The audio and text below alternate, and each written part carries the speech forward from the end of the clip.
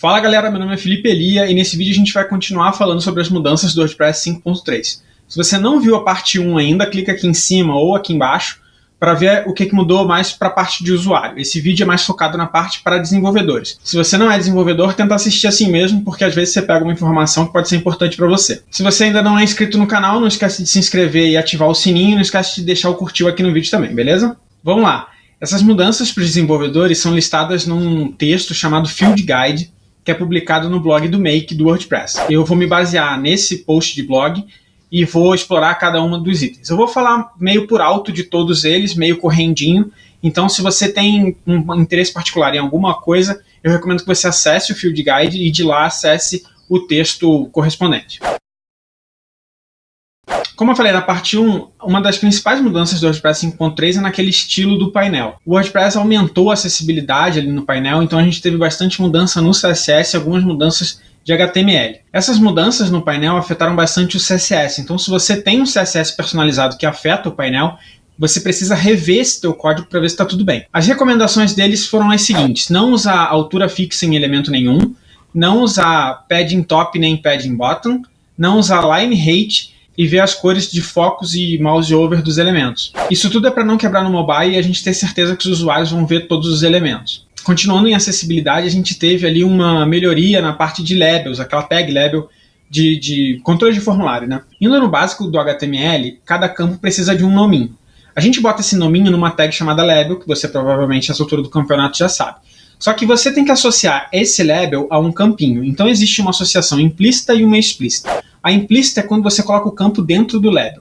A explícita é quando você coloca um atributo for no label, indicando o ID do campo que aquele label corresponde. O padrão de código do WordPress, ele recomenda que você use atribuição explícita, ou seja, com o for e o ID. E aí eles mudaram o core para colocar isso, né? E aí quando um label não é aplicável, você deve botar um atributo area label. Esses atributos área são atributos para acessibilidade, né? Então area label com o nome ali do campo, né? Do que o leitor de tela para o usuário cego, por exemplo, vai ler para ele. Por falar em area label, as funções de navegação de comentário, né? Paginação de comentário, paginação de post, receberam um novo atributo para você botar um area label no elemento ali, para o leitor de tela identificar onde é que está a navegação dos posts e dos comentários. E por último, em acessibilidade,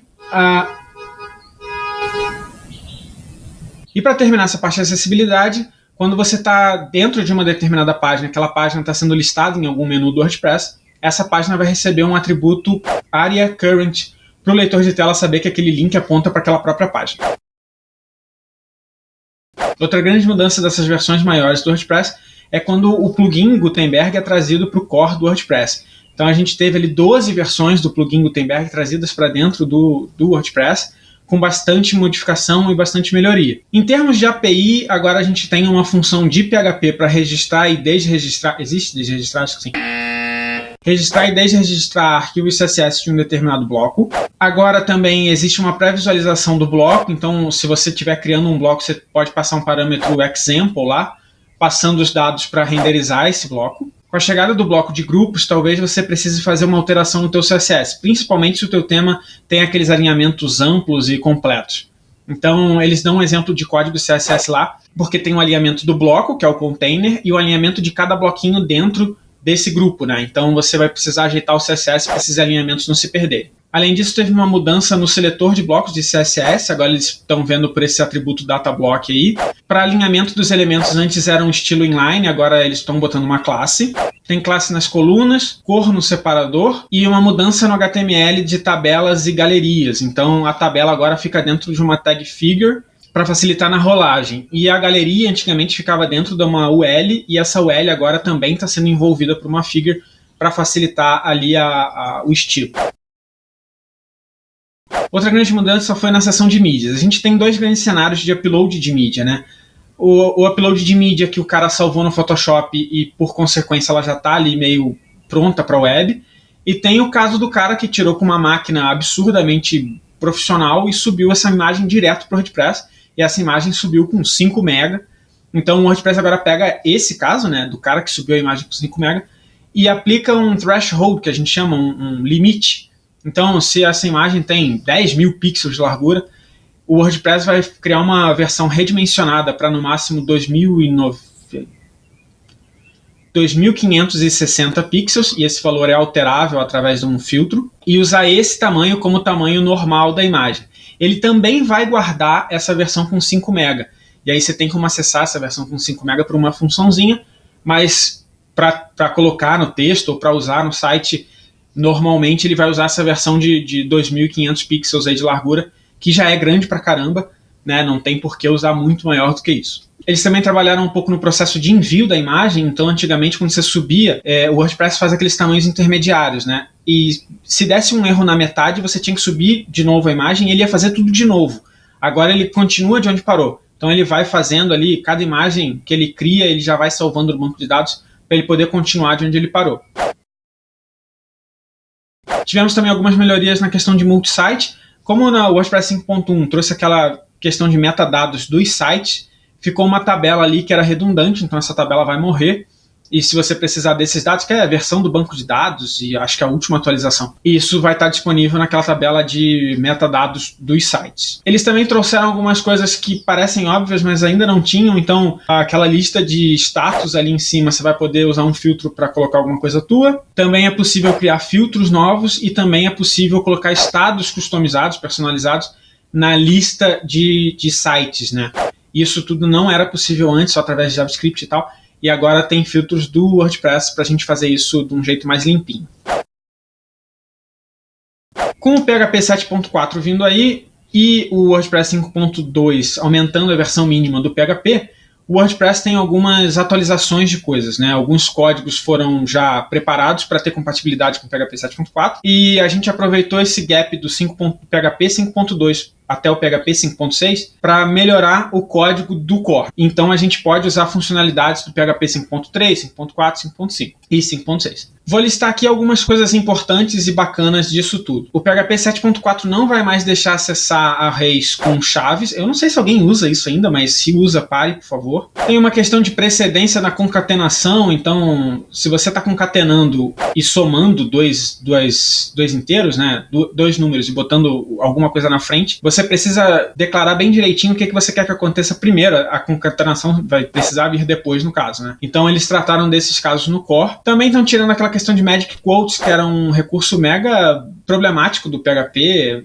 infame pra caramba, que já morreu no PHP 5.4 e agora o core do WordPress também está tirando. Tem uma questão de operadores ternários no PHP 7.4, mas é quando você usa vários operadores ternários ao mesmo tempo. Então, se tu está fazendo isso e vai ser afetado por isso, pare de usar operadores ternários todos juntos dessa forma, porque ninguém consegue ler. Tem também uma indicação de uma ferramenta de compatibilidade de PHP e atualizações de bibliotecas externas. Pela lista ali, a principal que eu olhei é a PHP Mailer, que eles atualizaram para uma versão, acho que até minor, só que essa versão que o core tinha, usava Magic Quotes, eu tinha uma referência para Magic Quotes que tiraram. Ainda nessa pegada da atualização do PHP, o core do WordPress passou a usar o Spread Operator do PHP. O Spread Operator, ele serve para pegar elementos de dentro de um array ou para empaçocar tudo dentro de um array. Não afeta muito a nossa vida. O problema do W3 Total Cache que deu foi exatamente por causa disso, mas é porque eles usam a classe WPDB estendendo a classe, né?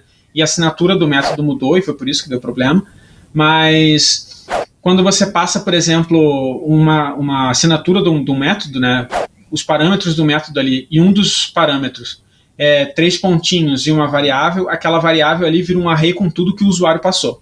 Esse é o Spread Operator. Tem um outro negócio interessante também, que a biblioteca nativa de JSON do PHP, ela é nativa hoje em dia, mas nem sempre ela foi nativa.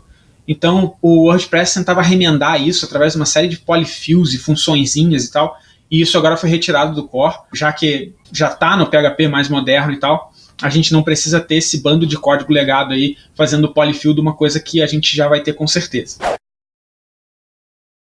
Tivemos algumas mudanças interessantes na API Hash também. Não sei se vocês sabem, mas quando você declara um post, um tipo de post personalizado, você consegue passar ali quais metadados esse post tem. E ali ele já tinha tipos básicos, né? String, integer e tal. E agora você consegue passar também objetos e arrays como parâmetros para como declaração, né, desses metadados do teu tipo de post personalizado. Existe também uma função chamada REST, do request, que você faz uma requisição hash para dentro do teu próprio WordPress. e você tinha que instanciar um objeto e passar esse objeto como parâmetro para essa função. Agora você pode passar só um string que ele já faz isso para você. Facilitou um pouco e é bem bacana assim tu trabalhar com essa requisição para dentro do próprio WordPress. Ele não vai lá fora e volta, mas se você preparou em alguma coisa ali para API REST, você já pode aproveitar isso por dentro do próprio WordPress. O diagnóstico também teve algumas novidades. Aquele e-mail que é disparado quando tem algum problema no site agora recebeu mais dados sobre o que está acontecendo. Agora também a gente tem um filtro para mexer um pouco naquele resultado dos testes do diagnóstico. Então, se um determinado site não tem HTTPS, por exemplo, o serviço de hospedagem pode ter um pluginzinho que coloque ali um link para o CPN ou alguma coisa assim para ajudar o usuário a resolver aquele problema. E além disso, tem aquela questão de validação do e-mail do administrador que a gente já comentou aqui no canal várias vezes. Existe um filtro que você pode mudar de 6 meses ali para 2 meses ou para 1 ano ou passar 0 e desabilitar essa função completamente. O código está aí na tela. Uma das grandes coisas dessa mudança do PHP 5.2 para o 5.6 que o WordPress conseguiu fazer foi a melhoria na questão de data e hora do WordPress, que era bem problemático, bem bugado e agora está sendo corrigido. Agora a gente tem uma função WP-Date para substituir aquela date i18n que a gente vinha usando até agora. E até agora a gente tinha no WordPress uma coisa que era um WP timestamp. Então, assim, você tinha o timestamp é aquela quantidade de segundos e tal, vocês sabem, né? E o WordPress botava o fuso horário em cima desse número e chamava de WP timestamp. Essa entidade WP Timestamp, ela funcionava bem dentro do WordPress, mas ela quebrava um pouco a operação desse número com coisas fora do WordPress. Então, assim, a recomendação agora é usar o próprio timestamp como ele é, né? E aí fazer esse offset, essa soma do fuso horário por fora. Essa função WP-Date faz isso pra gente, e a função date i18n não vai morrer, mas ela só virou um sinônimo para essa nova função WP-Date. Eu recomendo muito que vocês leiam o texto sobre essa função, porque tem bastante informação lá e bastante coisinha que mudou e vai ser mudada aos pouquinhos, então é bom você saber de antemão para não continuar fazendo errado ou para já ir trocando o teu funcionamento aí ou como você já está desenvolvendo novos sites. Tem uma mudancinha de SEO também naquela questão de não listar o site ou impedir que robôs indexem o site e tal. Antigamente isso era feito através do robots.txt e agora vai ser feito através de uma meta tag lá no head. No post do Make tem como eles explicam, né, o que você precisa fazer ali para impedir que o Google ou uma ferramenta de busca qualquer indexe imagens e etc e tal. Porque essas imagens elas são servidas direto pelo servidor web, não pelo WordPress. Então não teria muita coisa que o WordPress pudesse fazer para ajudar. Ele também explica a diferença ali, bem basicão, de indexar o site e fazer o crawling do site. Então às vezes você está achando que está impedindo que o Google vasculhe o teu site, na verdade você está pedindo para ele indexar sem querer. Vale a pena dar uma olhada lá também. Ainda em SEO, eles criaram uma nova função para alterar aquele parâmetro rel dos links. Existe um negócio chamado UGC, User Generated Content, conteúdo gerado pelo usuário, que indica para o Google que aquele link ou aquele conteúdo ali foi gerado por um usuário do site e não pelo dono ou autor do site. Então, o WordPress agora tem uma funçãozinha que coloca esse atributo nos links.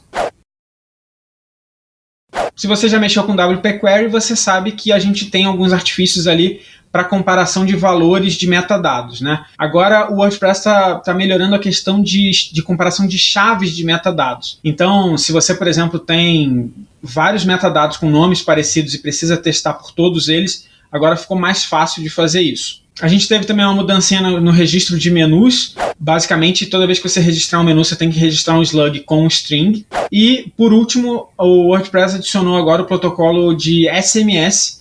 Como a gente está no site, às vezes no telefone, aperta um link, ele liga ali para ligar, né? Para usar o telefone para ligar, porque o teu celular também liga, não sei se tu lembra disso, mas ele faz isso ainda. E agora também dá para tu botar links para disparar um SMS. Então, esse protocolo ali, SMS, 2 pontos e tal, agora está habilitado por padrão. Gente, é isso. Eu sei que o vídeo ficou gigante, às vezes é meio complicado trazer esse conteúdo para cá sem ficar tão chatão assim, mas eu espero que você, pelo menos alguma coisa da lista te pegue aí e te faça ou ler o artigo inteiro ou ficar atento com alguma modificação que está vindo por aí. Beleza? Então é isso, até a próxima semana. Não esquece de deixar o curtir aqui no vídeo e assinar o canal. Até lá. Tchau!